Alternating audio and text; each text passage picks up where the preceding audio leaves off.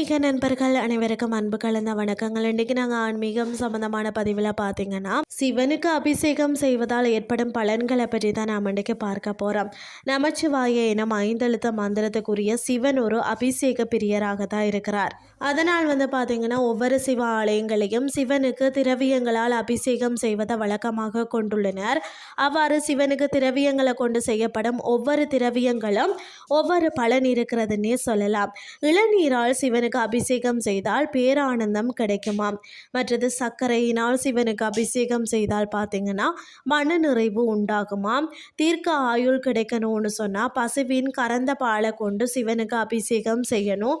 அதே மாதிரி இனிய குரல் கிடைக்கணும்னு சொன்னால் சுத்தமான தேனை கொண்டு அபிஷேகம் செய்து வரலாம்.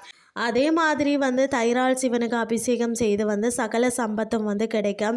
தூய நல்லெண்ணெயில் வாசனை திரவியங்களை கலந்து சிவனுக்கு அபிஷேகம் செய்தீங்கன்னு சொன்னால் நோயற்ற வாழ்வு கிடைக்கும். கரும்பு சாற்றால் சிவனுக்கு அபிஷேகம் செய்தால் உடல் வலிமை பெறுமாம். அது மட்டும் இல்லாமல் பார்த்தீங்கன்னா சிவனுக்கு பஞ்சாமிர்தத்தால் அபிஷேகம் செய்தால் சகல காரியங்களும் வெற்றி கிடைக்கும்னே சொல்லலாம். சிவனுக்கு திரவியங்களை கொண்டு செய்யும் ஒவ்வொரு அபிஷேகத்தின் போதும் வகை வகை மலர்களை சிவன் தலையில வச்சு வணங்குவது சிறப்பான பலனை தரும். சிவன் கோயில வழிபடும் முறை பார்த்தீங்கன்னா முதல்ல சிவன் கோயில அடைந்தவுடன் சிவாய நம என கூறி ராஜகோபுரத்தை முதல்ல தரிசிக்கணும்.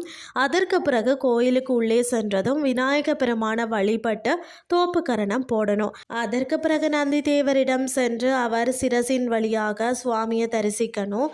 நந்தி தேவரை வழிபடும் சமயத்தில் நந்தி காயத்ரி மந்திரம் ஜெபிப்பது சிறந்தது. சிவபெருமான வழிபட்ட பிறகு அன்னை பரமேஸ்வரிய வழிபாடு செய்யணும். அம்பாளை வணங்கிய பிறகு பார்த்தீங்கன்னா தென்முக கடவுளான தட்சிணாமூர்த்தியை வழிபாடு செய்யணும். அந்த சமயத்தில் தட்சிணாமூர்த்திக்குரிய மந்திரத்தை கூறுவது நல்லதா. அதற்கு பிறகு கோயிலை வளம் நவக்கிரகங்களை வழிபாடு செய்யலாம். பொதுவாக சிவன் கோவிலை வளம் வருகையில் 3, 5, 7 என்ற எண்ணிக்கையில் வளம் வருவது நல்லதா. வளம் வருகையில் ஓம் நமச்சிவாய இந்த மந்திரத்தை ஜெபித்தவாறே நீங்கள் வளம் வரலாம். நந்தியின் குறுக்கே செல்லக்கூடாது. ஏன்னு சொல்லி தெரியுமா? சிவன் கோயிலில் வாசலில் கொடிமரத்தை அடுத்து நந்தி மண்டபம் காணப்படும். பிரதோஷ காலத்தில் இவருக்கு முக்கியத்துவம் தருபவர். நந்தியின் குறுக்கே செல்லக்கூடாது எனவும் தடை விதிப்பவர். இதற்கு காரணம் இருக்கு. அதாவது இது சிவனின் வாகனம் எதுவாயினும் அது ஜீவாத்மாவை குறிக்கும். ஜீவாத்மா கருவறையில் உள்ள பரமாத்மாவை பார்த்த வண்ணம் உள்ளது. ஜீவாத்மாவின் குறிக்கோள் இறைவனை சென்றடைய வேண்டும் என்பதுதான். அந்த கோட்பாட்டை விளக்கும் பொருளாக நந்தி தேவர் சிவனை நோக்கி இருக்கிறார். ஆகவே பக்தர்கள் நந்தியின் குறுக்கே செல்லக்கூடாது என்றும் இது கடவுளை அடைய நினைப்பவர்களை தடுக்கும் செயலுக்கு ஒப்பாகும் என்றும் சொல்வார்கள். மேலும் நந்தீஸ்வரரை வணங்கி அவரது அனுமதி பெற்று நாம் அதுக்கு பிறகு கோயிலுக்குள்ள நுழையணும்.